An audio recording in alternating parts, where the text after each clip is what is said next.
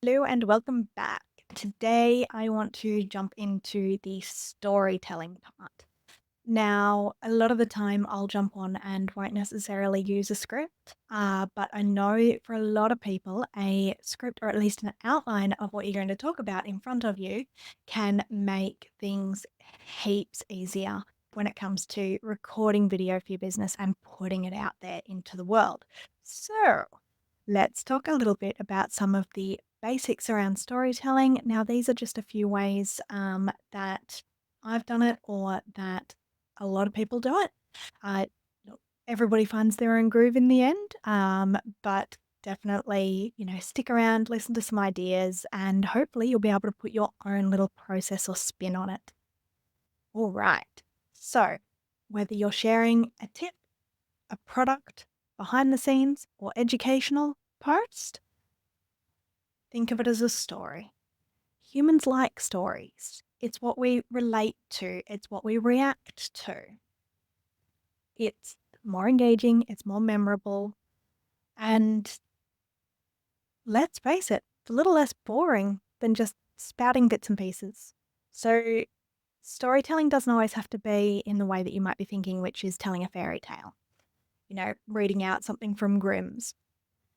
It's more crafting what you say so that it actually has, a beginning, a middle, and an end, and so that people are actually with you on that journey.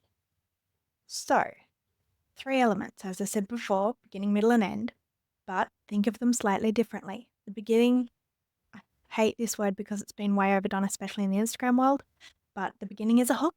It's something to grab people's attention so that they keep listening. The middle, that's your actual message. That's your story. That's your journey. That's what you actually want to get across to people. That's where they get the value from.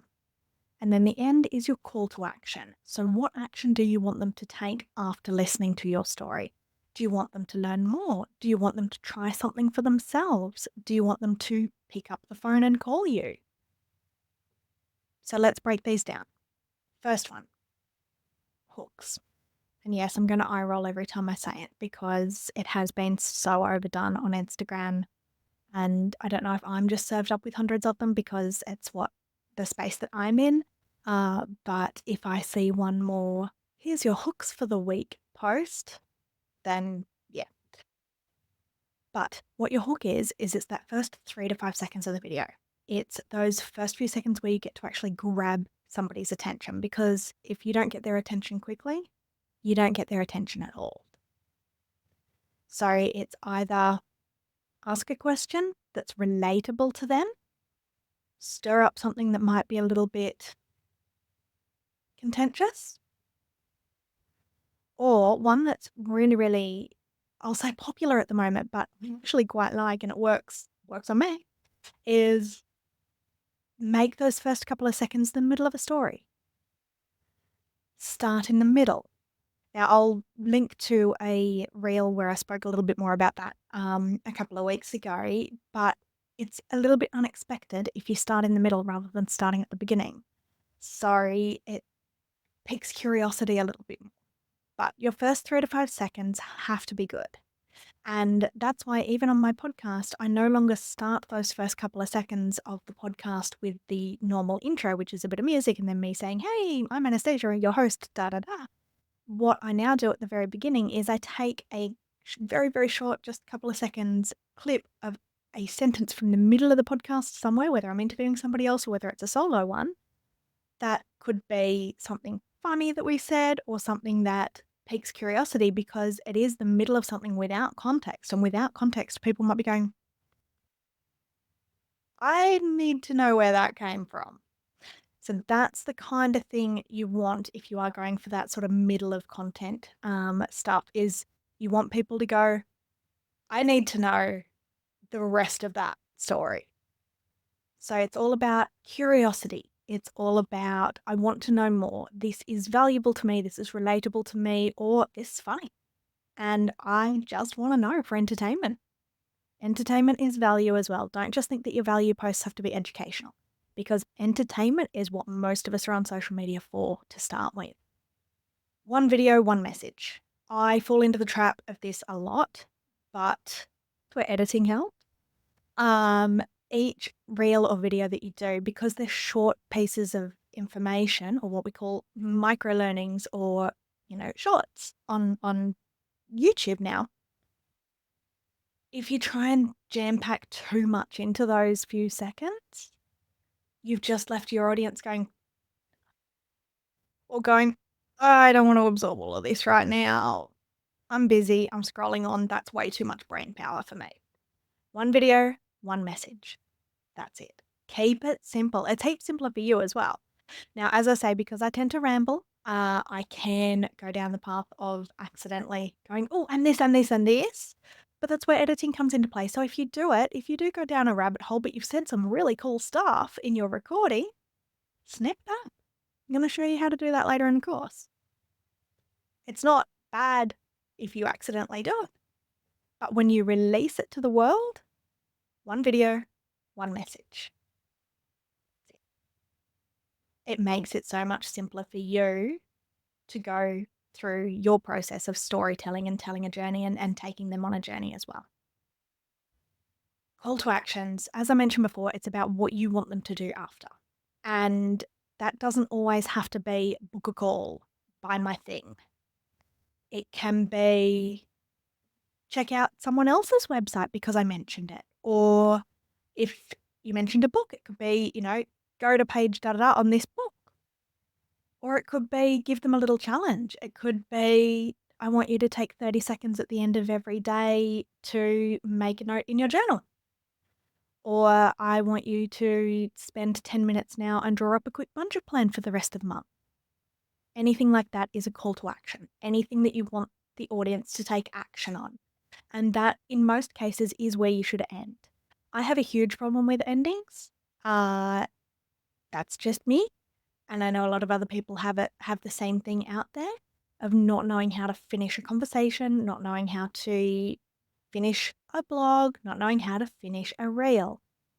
Think about your call to action before you even start filming. What do you want them to do afterwards? And it could be as simple as, like I said before, it could be not something necessarily to do with you. It could be to do with them. It could be, think about what I've said here today and see how you respond to it or how that resonates with you. Leave them with something to do. They won't do it, but it's a good finisher. And for those that do it, they're engaged. They're your people because they've really listened to you and now they're taking your advice. Now, we've covered the basics, the structure stuff. Now let's talk about different frameworks of how you could put this into action. It's a marketing thing, but the PAS or PAS framework, problem, agitation, solution. So when you're telling a story, you could identify a problem that your audience faces, highlight the frustration it causes, and then show them the solution that you offer that fixes. So it could be the problem, struggling to keep up with your social media, agitation. I get it. It's exhausting trying to create content every single day.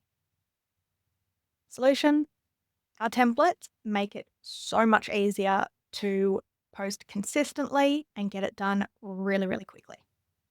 Now, clearly that's a very, very, very short version, but it gives you that idea of the problem. Now they're relating to you. The agitation, I feel that too. And then the solution.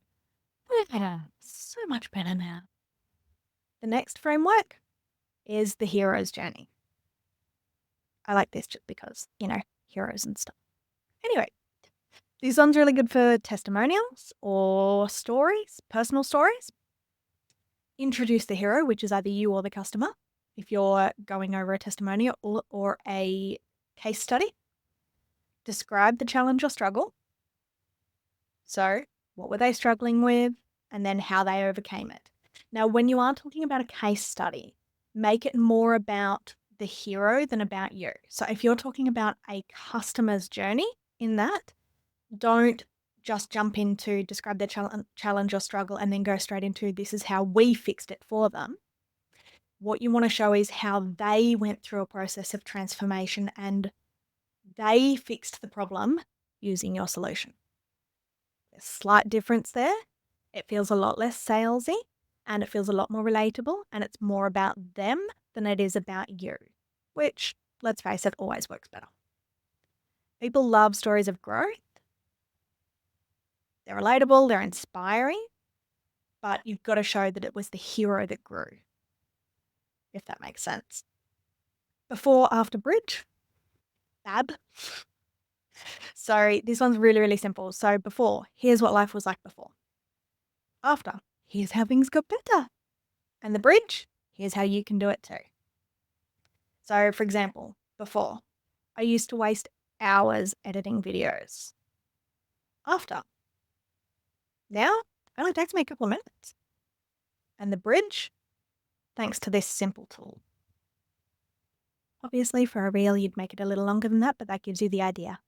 It flips around a little bit the other two that I was talking to you about before, problem, agitation, solution, and the hero's journey. And it gives you the bridge. Sorry, it gives you the transformation, the outcome in the middle rather than at the end. And sometimes flipping it around like that can actually keep your audience's attention for a little bit longer because they sort of go, oh, how? And if you leave the how to the end, sometimes that can actually, give you a little bit more eyeballs for longer. Now it's your turn. All right, let's put some things into practice. Write down your hook. How will you grab attention? I'll give you a minute. How are you going to grab somebody's attention? Are you going to start somewhere in the middle? Are you going to ask them a question? What are you going to do? Maybe you're going to say something that's a little bit out there for your industry. Challenge them a little bit. The next, define your main message. What's that one thing? Make sure it's one. What's the one thing you want to share? So you got your hook, so you kind of know the rough topic that you're talking about. Now, what's the one thing that you want to get across? What's the one piece of value that you want to give to them? What framework are you going to use? Problem, agitation, solution? Hero's journey? Kind of my fave. Or before, after bridge? Bab. Then, what's your call to action? What do you want them to do after? Is this a bottom of funnel piece? And are you actually asking them to now give you a call or book a session or buy your thing? Or are you asking them to do some more research? Are you asking them to go and read one of your blog posts for more information? Or are you just asking them to think about it and how it resonated with them and how they might be able to take whatever you said into their lives? Storytelling is your secret sauce. It is how you get your audience to resonate with your videos. It's how you stop yourself from rambling and mumbling, which I often do. Doesn't matter whether it's an educational post, a sales post, an entertainment post. If you follow a bit of a framework, it'll also take some of your nerves away if you are feeling a little bit nervous about it or you're not feeling like you're quite ready to do it. One message, one video. Start with a bit of a hook to grab some attention. Finish off with a clear call to action. See, even I get it wrong sometimes. And you're good. Doesn't take too much thought. It doesn't take, an extensive 2-page script. It takes a couple of ideas, a loose framework, and for you to sit down and actually do it. Now, if you're going into the idea of doing skits over just speaking to camera, that's a little bit more complicated, and I don't cover that too much in this course. I'm no actress, so I'm not going to teach you how to be an actress or actor. But I'll touch on skits at some point, and if you are wanting to do that and if you find that fun, then I'll give you a couple of tips that I've found through my research. But this kind of framework and just keeping it really simple and one message, because let's face it, you've got 30 to 60 seconds. That's it. And having that sort of 3-step framework, whichever framework you choose, just makes it easy. Takes some of the thinking out of it.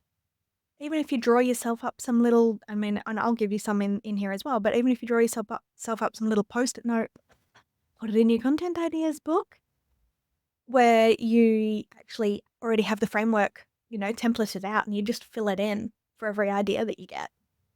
That's one way to do it. But I'm going to give you a challenge now because that's what I do. Your challenge, should you choose to accept it, is to create a 30-second story using one of the frameworks we've discussed here today and post it on social media if you're happy with it and tag me so that I can watch it too. Or if you're still not quite ready to put it out there for the world, pop it into the Facebook group and let's have a look. This is the first time I'm asking you, I think, to actually put something out into the world from the course. So good luck. If you need help, reach out and hopefully I'll see some 30-second stories coming into my inbox soon. Take care.